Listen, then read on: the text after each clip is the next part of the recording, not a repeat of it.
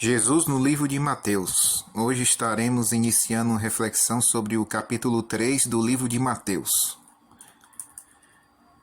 José e a família ficaram vivendo em Nazaré. Nada novo, já tinham vivido ali antes de ir a Belém para recensear-se. Quanto tempo? Não sabemos.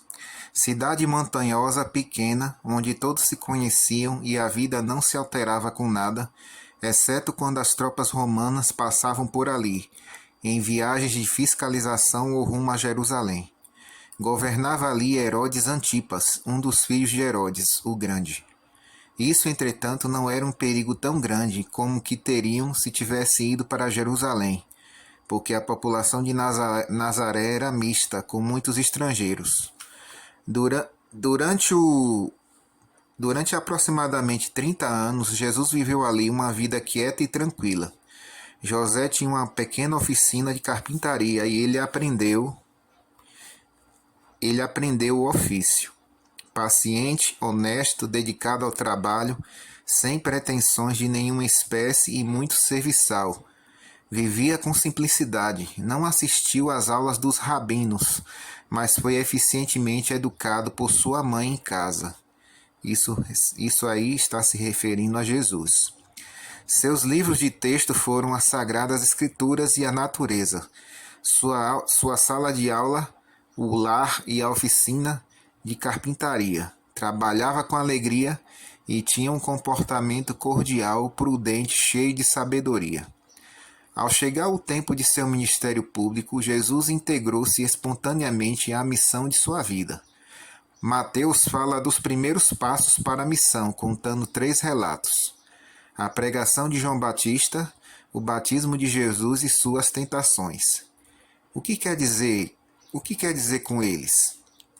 E é isso que nós vamos ver. A pregação de João Batista. Foi durante os dias da permanência de Jesus em Nazaré que João Batista apareceu pregando no deserto da Judéia. Deserto árido, profundo, triste, mas não inteiramente despovoado. Havia nele 6 cidades com suas aldeias.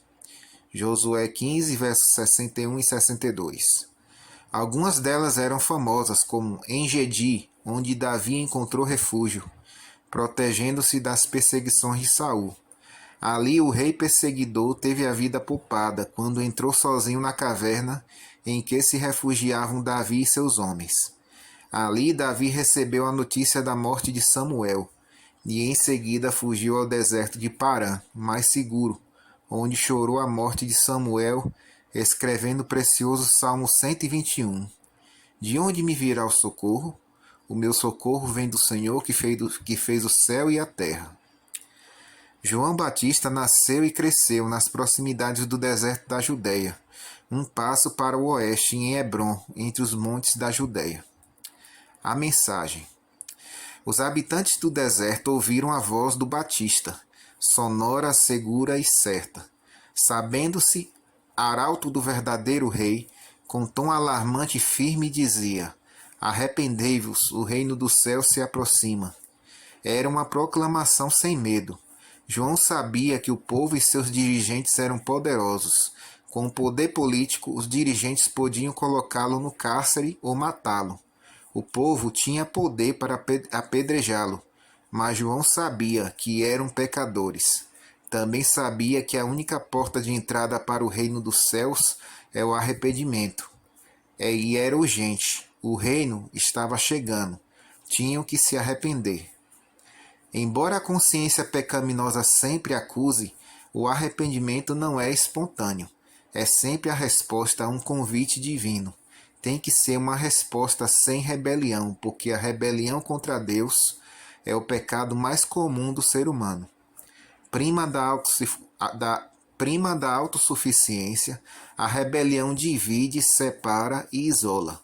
Os ouvintes de João Batista constituíam um povo rebelde, duro de coração, afastado do Deus a quem pretendiam servir.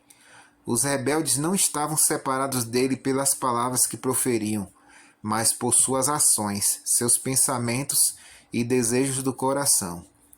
Isso que forma o verdadeiro ser interior da pessoa humana, com ações visíveis, mantinham ao povo longe de Deus. Tinham que se arrepender, tinham que voltar para Deus. O arrependimento é uma forma genuína de ver a nós mesmos. Não é camuflado pelo egoísmo ou a autossuficiência. Não é alterado por interesses pessoais, nem distorcido pela hipocrisia. É uma forma genuína.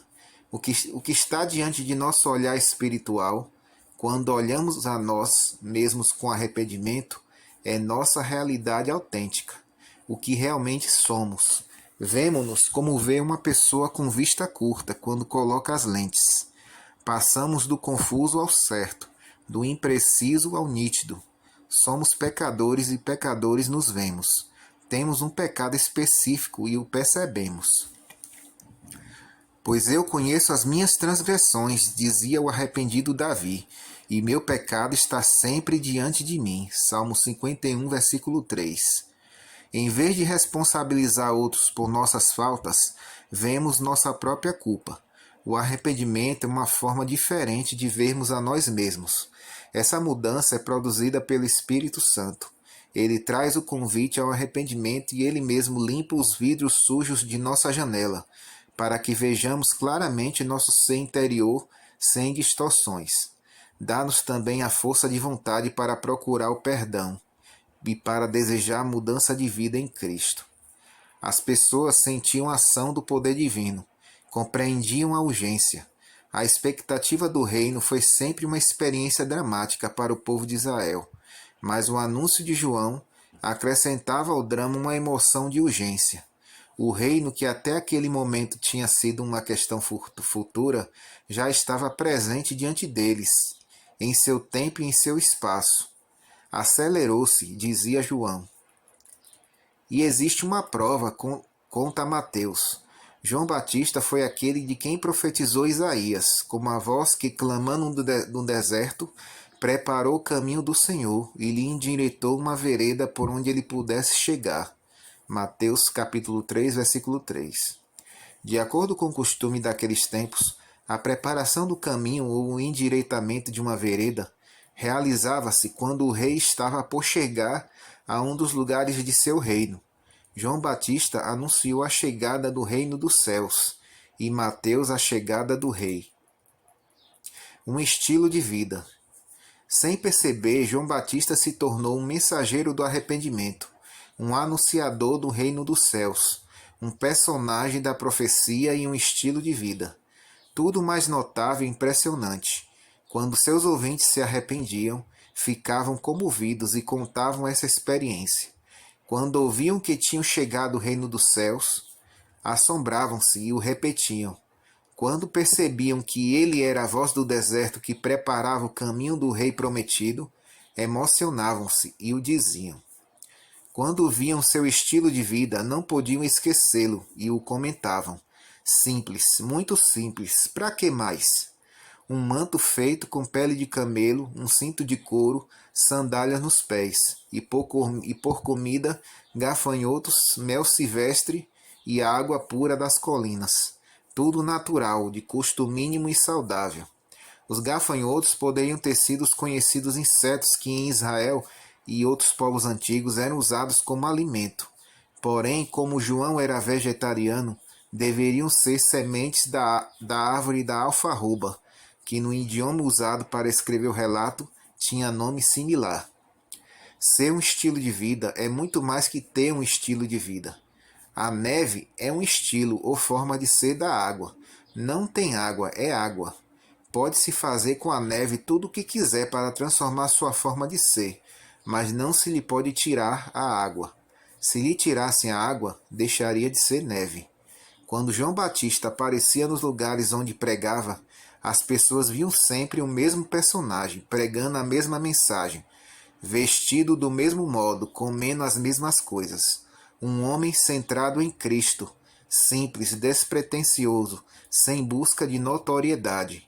Por isso mesmo notável, com a notabilidade de uma pessoa diferente, era um profeta, com aspecto de profeta, com vida de profeta, com a mensagem de um profeta. Não vivia de aparências nem de impressões. Era o que era, nada mais, nada menos.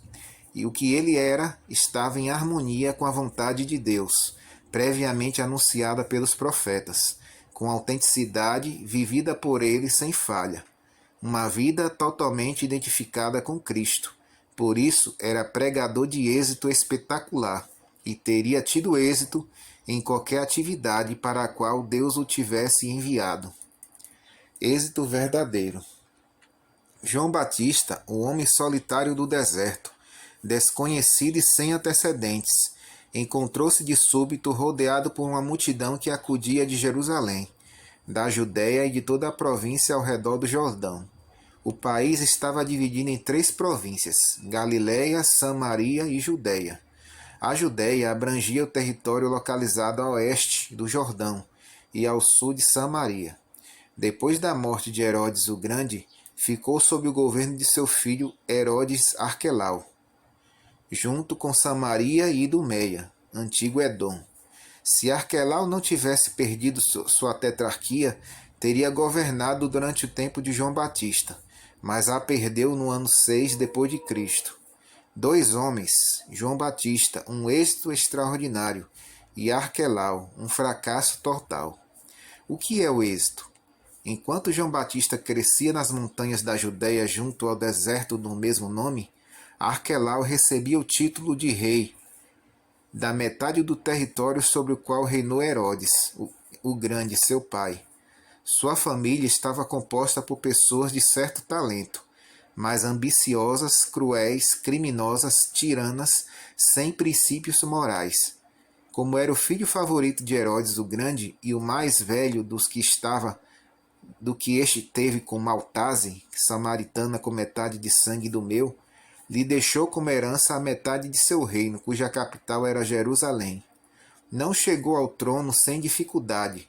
Seu meio-irmão Herodes Antipas, considerado herdeiro dessa parte do reino, lhe pôs um juízo perante Roma, questionando o testamento de Herodes, o Grande. Roma falhou em favor de Arquelau, triunfo para ele. O que é o êxito? Arquelau conseguiu o poder, o governo, o reconhecimento de Roma, tudo o que queria. João Batista nada tinha. Seus pais, Zacarias e Isabel, embora de linhagem sacerdotal, formavam uma família simples. Não podiam pretender nenhuma herança importante para seu filho. Eram honestos, piedosos e justos. Não ambicionavam nenhum reino para ele. Nem por isso eram fracassados. Arquelau, sentindo-se seguro sob a proteção de Roma, governou com extrema dureza. Provocou uma luta constante dos judeus contra si. O mesmo aconteceu com os samaritanos. 2 povos que se odiavam profundamente tornaram-se amigos na luta contra o inimigo comum. No ano 6 depois de Cristo, surge uma nova acusação diante da corte romana. Dessa vez a queixa foi levada por uma embaixada de judeus e samaritanos, que se queixavam de sua conduta. Resultado: Roma o condenou por má administração, tirou-lhe o reino, confiscou seus bens e o exilou em Viena das Galhas. Fracasso total de Arquelau.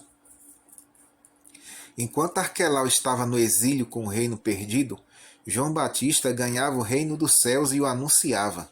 Continuava não tendo nada, embora tivesse tudo. Era um profeta simples, membro de uma família simples, sem herança. Permanecia fiel a Deus e à missão que recebera, e as multidões iam a ele. As pessoas se arrependiam, confessavam seus pecados e eram batizadas. O que é o êxito? Uma ambição conseguida? Um momento de triunfo? Uma riqueza obtida? Um instante de poder? Só o fim da vida e nada? Ou algo que tem a ver com a simples virtude, o reino dos céus, a fidelidade a Deus, a missão e a vida eterna? Certamente tem muito, possivelmente tudo. Frutos dignos de arrependimento.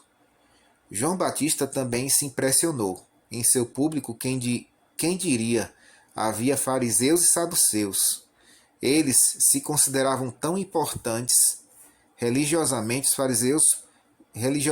fariseus, politicamente os saduceus. Eles se consideravam tão importantes, iam de Jerusalém para ouvir a pregação e ver o batismo de João. um homem sem prestígio religioso e sem importância política. Frente a esse fenômeno, não se pode evitar a pergunta: o que é realmente importante? Pareceria desnecessário dizê-lo, mas as pessoas dão importância a coisas, feitos, experiências e pessoas, às vezes por razões incríveis. Parece que entre os seres humanos sempre foi assim.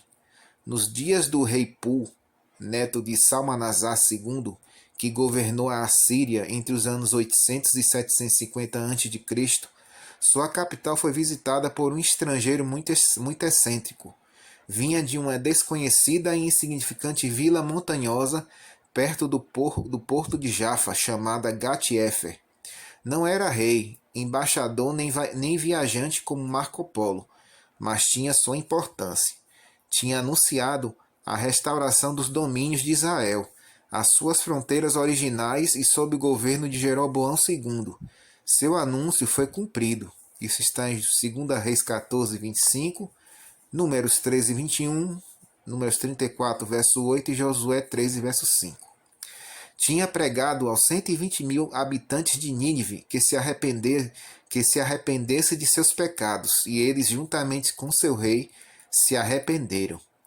Entretanto, Jonas deu mais importância a uma boboreira que a todos os habitantes de Nínive. Tentou fugir para a Espanha para não pregar aos ninivitas, pois não queria que eles se salvassem. Em compensação, quando a boboreira que o protegia do sol se secou, disse o seguinte: melhor seria para mim a morte que a vida. Em realidade, não lhe importavam os habitantes de Nínive por serem inimigos de sua nação, nem a boboreira. Para ele, o importante era ele mesmo.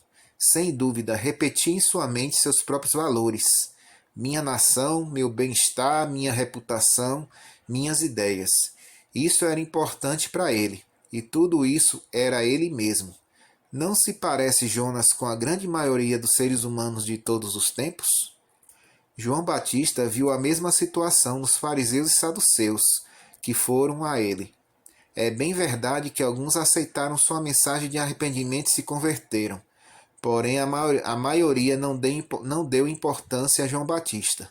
Esses davam importância a si mesmos.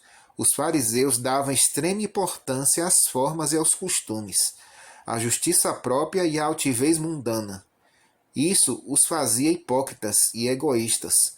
Os saduceus eram céticos, negavam a ressurreição dos mortos, a existência dos anjos e davam grande importância à lei, à política e à filosofia humanista dos gregos. Tanto os fariseus como os saduceus tinham elevado grau de importância própria. O ser humano é egoísta. O egoísmo está tão expandido pelo mundo como expandidos estão os homens e as mulheres. Mas esse mal tem remédio. Os fariseus e saduceus, geração de víboras, que só na aparência fugiam da ira vindoura, podiam fugir da verdade, fugir de verdade. Podiam sair da importância fictícia deles mesmos para o que é verdadeiramente importante. Produzi, pois, frutos dignos de arrependimento, disse-lhe João. Mateus 3, versículo 8.